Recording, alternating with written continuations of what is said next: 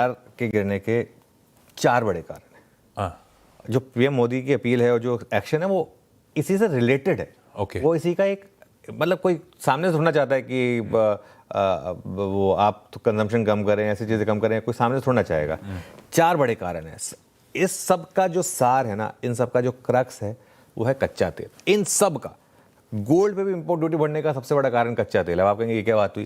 क्योंकि सबसे ज़्यादा जो इम्पैक्ट है वो इसी वजह से आया है हमारा कच्चा तेल। और ढीठ है कच्चा तेल, गिरने को तैयार नहीं है। अभी भी आप देखें तो 107 के ऊपर बना हुआ है। हमारी जो इंडियन क्रूड बास्केट है वो लगातार 100 के ऊपर रही है, बीच में तो 150 में चली गई थी, अभी 105 106 पर है, ठीक है। लेकिन ये 50-55 हुआ करती थी, ठीक है। तो ये और इसके भी कई कारण हैं। अगर आप देखें तो वो जो डोनाल्ड ट्रंप और ईरान के बीच जो लड़ाई शुरू हुई थी, और आपको याद होगा जब लड़ाई शुरू हुई थी तो एक व्यू हमने ये भी लिया था कि ये लड़ाई थोड़ी सी अलग है। ये एकदम से ऐसी लड़ाई नहीं है कि बस एक हफ्ते में होगी, खत्म हो जाएगी और उसके बाद यू विल मूव ऑन, जैसा कि इंडिया पाकिस्तान लड़ाई में हुआ था। ऐसा नहीं है, ये थोड़ी सी एक लंबी चलने वाली लड़ाई है और इसका एक लॉन्ग टर्म इम्पैक्ट है। एक चीज़ और, कल उदय कोटक ने एक बात कही थी कि ये लड़ाई अगर सपोज करिए आज खत्म हो जाती है, इसके बावजूद आपके लिए एक ऑयल शॉक और एक जिसे कहते हैं ना प्रिपेयर फॉर द वर्स्ट, उसकी तैयारी आपको करनी पड़ेगी। तो सबसे बड़ा कारण तो है ये कच्चा तेल।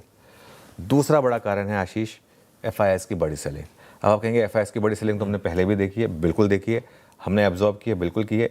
लेकिन जो इस समय FIS की बड़ी सेलिंग आ रही है कैश और F&O में, वो तब आ रही है जब मार्केट का सेंटीमेंट बहुत ही खराब है। और ये देखिए जो कल का 1959 करोड़ का नंबर दिख रहा है ना, ये भी कोई बहुत अच्छा नंबर नहीं है, क्योंकि कल काफ़ी ब्लॉक डील्स हुई हैं।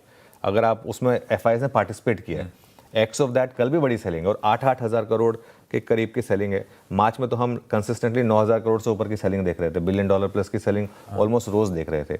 और कहीं ना कहीं एक चीज़ अब आपने नोटिस की होगी कि जो एक पूरा एक कोटरी या सर्कल बना हुआ था ना, जो एक समय पे कहता था कि हमें FI का पैसा नहीं चाहिए, अब वही लोग कह रहे हैं कि नहीं प्लीज़ टैक्स कट करो, FIS को वापस लेकर आओ।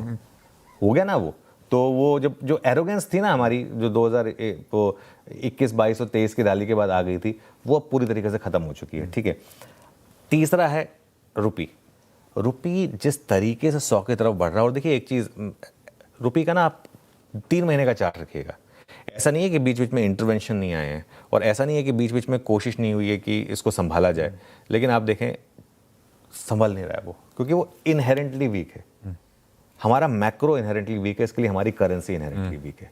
और ये जिस तेज़ी से 90 से 95 आया है, मतलब ₹5 3 महीने के अंदर लुढ़क जाना डॉलर रुपये का, ये कोई छोटा मोटा नहीं है। इस तरीके से डॉलर रुपये में जो मूव आ रहा है, और यही कारण है कि सरकार ने गोल्ड और सिल्वर पर जो मूव लिया, ताकि क्योंकि हम ये सारा का सारा इंपोर्ट करते हैं, तो इसके लिए ये तीसरा बड़ा कारण है आपका।